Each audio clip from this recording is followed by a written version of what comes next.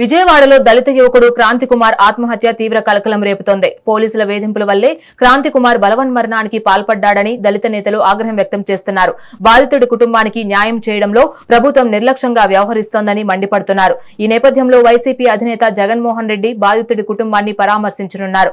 ప్రభుత్వం వెంటనే స్పందించి న్యాయం చేయకపోతే ఉద్యమిస్తామని హెచ్చరిస్తున్న దళిత నేత పేరుపోగు వెంకటేశ్వరరావుతో మా ప్రతినిధి నరేంద్ర ఫేస్ టు ఫేస్.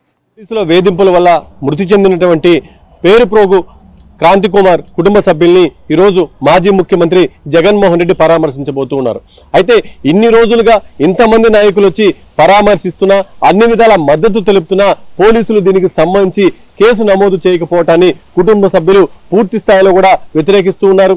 దీనికి సంబంధించి మనతో మాట్లాడేందుకు క్రాంతి కుమార్ తండ్రి వెంకటేశ్వరరావు ఉన్నారు. ఆయనకి మనుషులు తెలుసుకుని ప్రయత్నిద్దాం. సార్ చెప్పండి, ముఖ్యంగా మీ కుమారుడు మరణించి ఇన్ని రోజులు అవుతుంది, ఇంత పెద్ద ఎత్తున అందరూ కూడా మీకు మద్దతు తెలుపుతూ ఉన్నారు, ఎందుకని దీనికి సంబంధించి ఇప్పుడు కేసు నమోదు చేయలేదు? అంటే పోలీసుల మీద పోలీసులు కేసు కట్టుకోవడం ఇష్టం లేకనే కొంత జరుగుతుంది. రెండోది ఎస్సీల పట్ల నిర్లక్ష్యం అనేది కూడా కనిపిస్తూ ఉంది. 40 సంవత్సరాల ఉద్యమ నాయకుడిగా ఉన్న నాకు ఈ రాష్ట్రంలో తెలియనటువంటి నాయకులు లేరు నాకు. కానీ నా బిడ్డకు జరిగితే ఇంత మద్దతు లభిస్తున్నా ప్రభుత్వం కానీ పోలీసులు కానీ ఈరోజు వరకు స్పందించకపోవటంలో మాదిగల పట్ల చూపే వివక్షతని నేను భావిస్తున్నాను. కాబట్టి నా బిడ్డను రక్షించుకునే విషయంలో, అంటే నా బిడ్డ తిరిగి రాకపోయినా అతను ఏదైతే కలత చెంది నేను మాదిగల్లో పుట్టడమేనా నేను చేసిన తప్పు, నన్ను సిఐ నాగరాజు వేధింపులే నా కారణం, 3 నెలలుగా వెంటాడి నన్ను ఈ స్థితికి తీసుకొచ్చారు, ఇక నేను బ్రతకలేనని చెప్పిన ఆ కన్నీరు, ఆ బలవన్ మరణం, ఆ ఆత్మహత్య ఏదైతే ఉందో ఫస్ట్ తండ్రిగా నా గుండెల్ని అది ఒక రకంగా చిదిమేసిందని చెప్పాలి.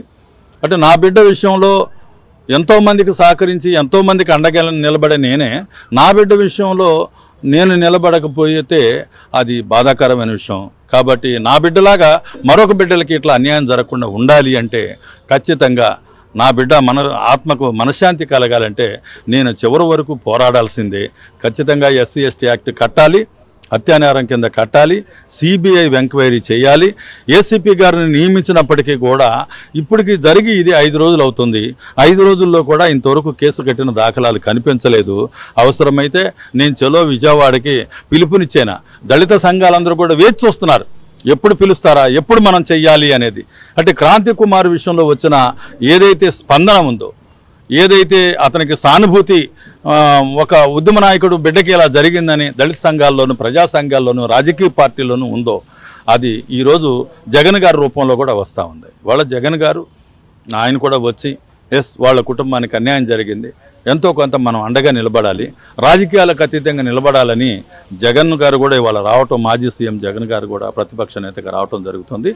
మరి ఇప్పటికైనా ప్రభుత్వం స్పందించి ఆ సిఐ నాగరాజు విషయంలో తగిన చట్టపరమైన చర్యలు తీసుకొని కేసు కట్టాలని మేము డిమాండ్ చేస్తున్నాం. ఆ కుటుంబానికి న్యాయం చేయాలని కూడా ప్రభుత్వాన్ని మేము కోరుతా ఉన్నాం. దళిత నాయకుడిగా దీన్ని మీరు ఏ విధంగా చూస్తున్నారు?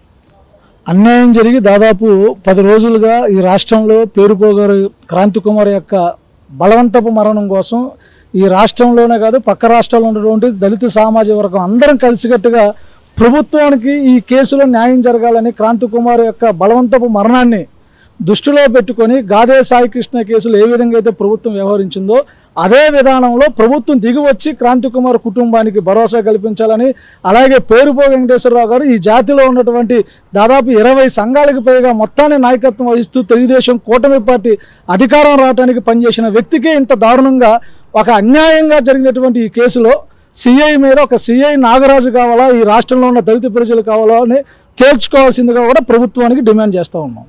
ఇది మొత్తంగా చూసుకున్నట్టే ఏదైతే క్రాంతి కుమార్ ఆత్మహత్య చేసుకుని ఇన్ని రోజులైనా సరే, ఇంతమంది నాయకులు వచ్చి ఇక్కడ పరామర్శిస్తున్నా సరే రాష్ట్ర ప్రభుత్వం దీనికి సంబంధించి చర్యలు తీసుకోవట్లేదు. ముఖ్యంగా దీనికి సంబంధించి కేసు కూడా నమోదు చేయలేదు. అవసరమైతే దీనికి చలో విజయవాడకు పిలుపునిచ్చి మేమంతా కూడా రోడ్డు మీదకి రావడానికి సిద్ధంగా ఉన్నామంటూ కూడా ఇటు క్రాంతి కుమార్ కుటుంబ సభ్యులు చెప్తూ ఉన్నారు.